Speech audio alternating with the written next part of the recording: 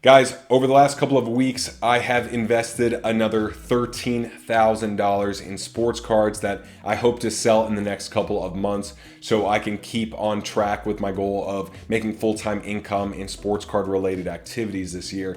And the vast majority of cards I bought, I feel are very safe and secure. However, there is one player I dropped over $5,300 into who is not safe and secure and is definitely my biggest gamble to date.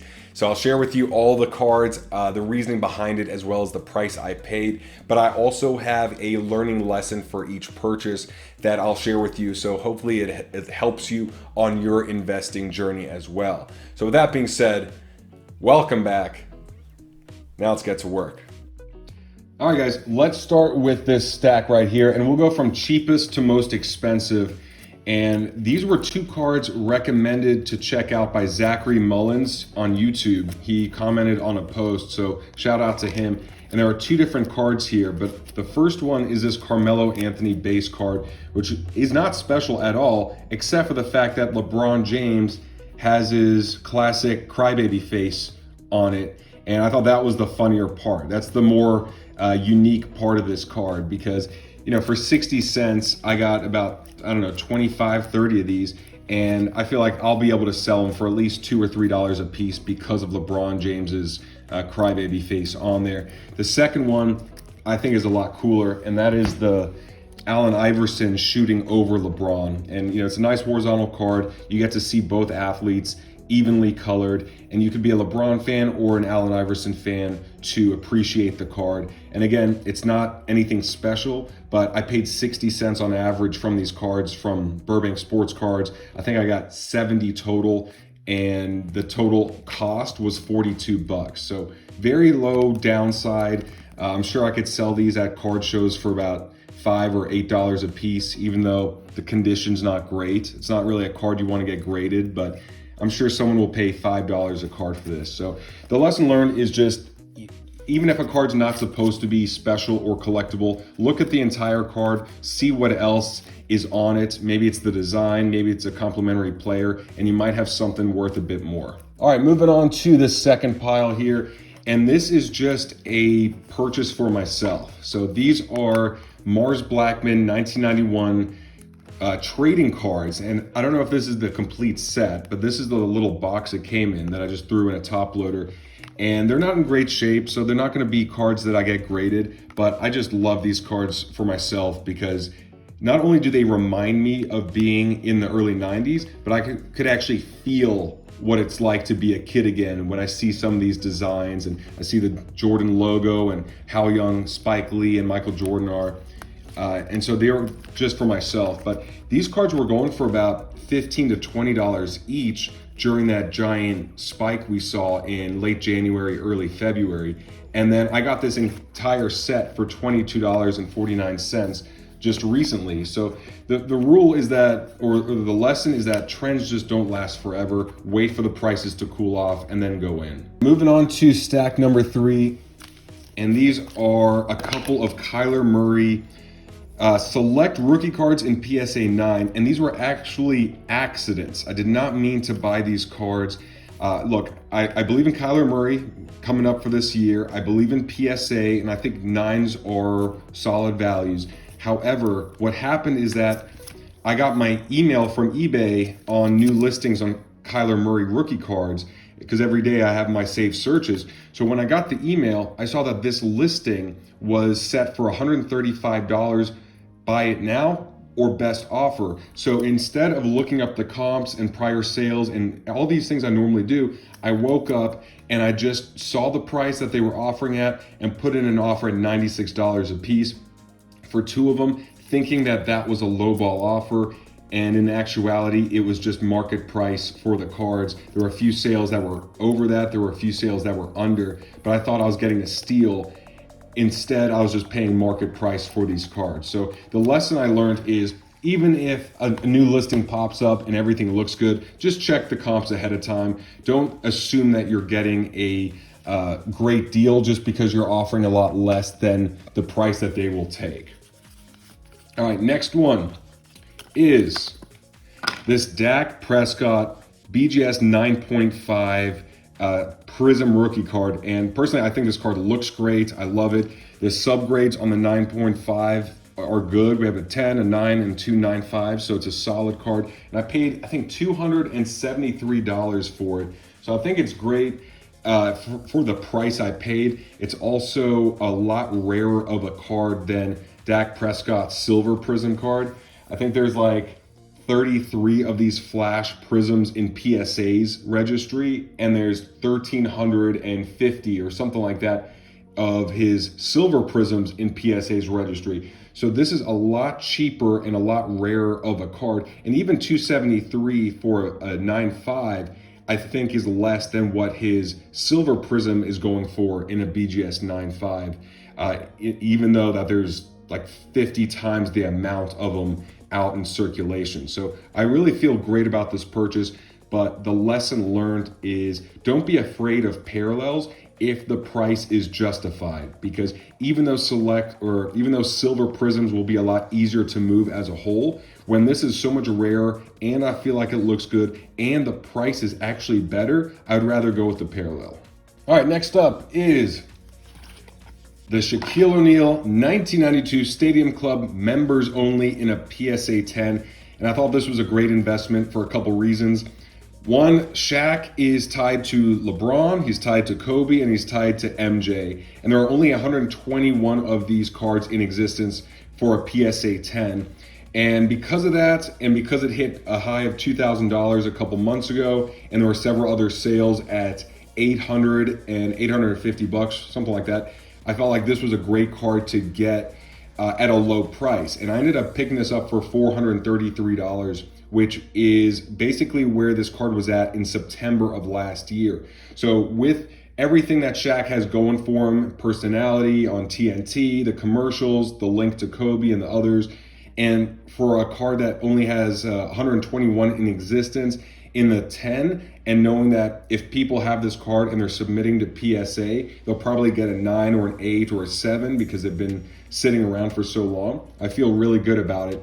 And the lesson learned is if you go after more cards, but you have a price in mind that you feel like would be an absolute steal, then you'll actually get a steal from time to time. So I like looking at more cards and then finding a price that makes sense to me as an absolute steal. And that's what this one was.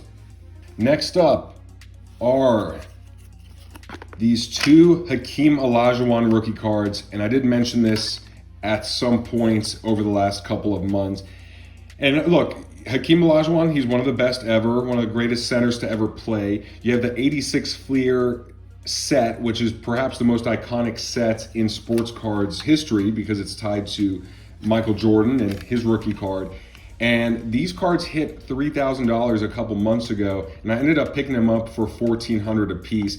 And this was kind of a regret because I saw these cards go down and down in price, and I put my offer in on these cards at $1,400, not expecting to win. But when I did, I was almost like, well, I don't know if this was as good of a price as I could have gotten. And these cards ended up going down even more to about $1,100. But I feel fine about it long term.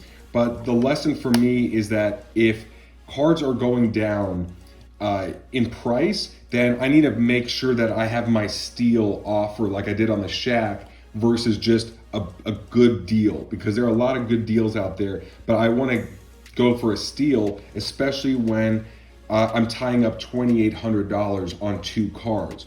So, Hakeem is safe. Gary Vee has mentioned collecting or investing in Hakeem Olajuwon rookie cards in the past, and he could always do that again.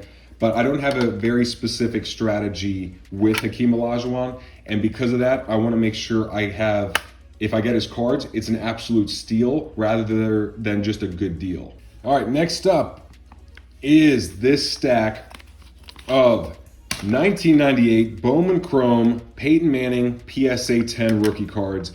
And I thought these were really good investments at the price I paid, because these were cards that I saw had started falling tremendously since the prices at which they were in January and February. But Peyton Manning to me is like the Shaquille O'Neal of football, where he has an amazing legacy on the field, but he also has a great personality and he's just attracting the media left and right because he's a funny guy, he's likable, and he's going to be in the public eye for as long as he wants. So I ended up picking up 6 of these cards, and I didn't mean to pick up 6 per se, but what ended up happening was that there were 6 auctions through PWCC all ending at the same time.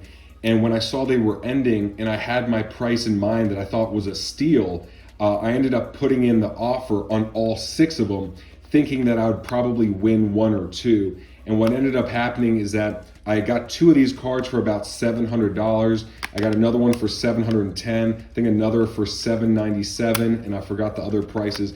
But I thought they were great at the price I got them for because they were way less than not only this last bubble, but the bubble prior to this. But the lesson is that if you see these group auctions on eBay where they're all ending at the same time, make sure that you can afford to win them all if you're going to bid on them all. If not, just pick 1 or 2 and put in your price there. But know that that might be the same one that someone else outbids you on. And there could be another auction that you would have won, but you chose to bid on that one and you lose out. So there's a lot of opportunity with these group auctions where there's 5 or 6 of them ending at the same time, but it's also a bit risky. So be prepared. And that brings me to my last stack, and this is a big one. And this is my biggest gamble, and I still can't believe how many cards I got of this player. I did not mean to get this many, but it is Deshaun Watson. All right, I know what you're thinking. Brad, have you lost your damn mind?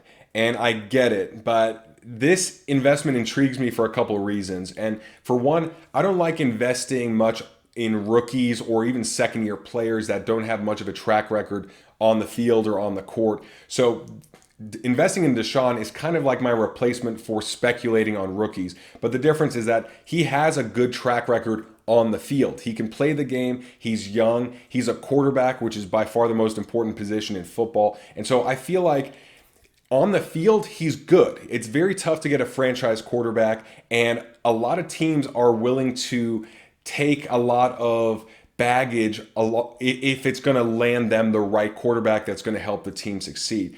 The other thing too is that we've seen where Deshaun's prices can go when there's just trade rumors around him and he doesn't have any of this other drama or baggage or negative publicity around him. So Deshaun's prices hit $900 last year for his Prism Silver PSA 10 before the season began, and then $1,300 earlier this year when it was just a lot of speculation around where he'll wind up before the 20 some odd women came forward accusing him of sexual assault. So the way I look at this investment is I feel like a lot of worst case scenario is already baked into his prices, where people assume that he won't play for half the year, he won't play the entire year, or maybe he'll never return to the NFL at all. And I think people forget that Michael Vick went to jail for 18 months and came back to the NFL and then signed a $100 million deal with the Eagles and sold a ton of jerseys when he came back.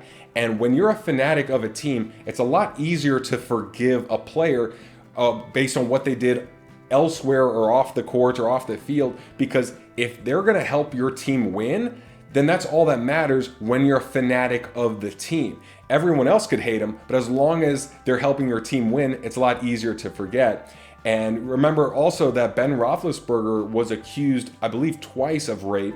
Kobe Bryant was accused of rape. And so there's a lot of cases where it looks really bad at first, and then a settlement happens, there's a 8-game suspension, there's a year suspension, and then they go through the process of getting good with society, doing well, maybe volunteering or getting involved in the nonprofits, something like that, where their name starts to get cleared up. And the way I see this investment is I'm assuming that Deshaun will be out for the entire year, and anything less than that will be bonus. But regardless, I feel like he will want to get out of Texas, and it's just not a good franchise. Everyone else wants to leave the Texans, and I could definitely see another team saying, look, once your name is cleaned up, once you do some good in the community, all that kind of stuff, we'll take you on because you're still young, you're talented, and we need a franchise quarterback.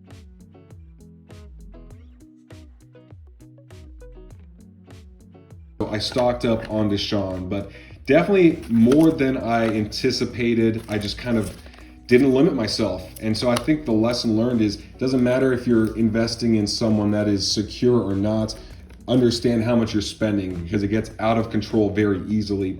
And also keep in mind that of all the money I've invested in Deshaun, which is like $5,300, the goal is for that to still be about 15% of my overall portfolio. And he is going to be by far my biggest risk.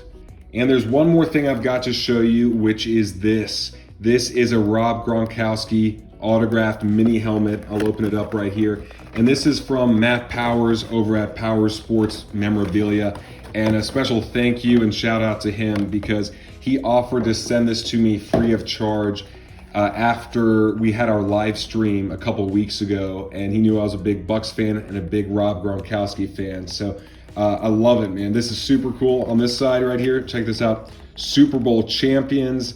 And I can't wait to get a display case and showcase this. But very cool stuff right there. Definitely check out Matt Powers' station as well as his website. So thank you, Matt. Appreciate you. Now, as I've mentioned in past live streams and in a couple posts I've put out, I really believe that right now is the best opportunity to go in on football cards. And the reason is because, for one, if you look at the price charts, a lot of them have gone down since the time of the draft, which makes sense. But also, we have NBA playoffs starting in a couple days. We have NHL playoffs that started just yesterday. We have baseball season in full swing. We have people getting vaccinated and spending their money on food and bars and travel and all these other forms of escapism. And I feel like people are getting that out of their system. But what's going to happen when basketball season's over and hockey season's over? Where are the eyes and ears going to turn to? And we do have the Olympics, but really here in America, we are excited for football season. And I think end of July into August, prices are really going to go up. So if you're interested in football cards, really take a look right now, because the more distractions that are out there for other people, the more excited I get for going in on the thing that no one's really paying much attention to. So just my thoughts, wanted to share it with you. Hope you can find some good deals out there. I do have some Patrick Mahomes rookie cards coming in the mail that I'll share with you in the next mail day. But if you want to see what one of those cards is, then take a look at the pinned comment below, because I share it there as well as my thoughts. Make sure to pound the like button for this video, and I'll see you in the next one.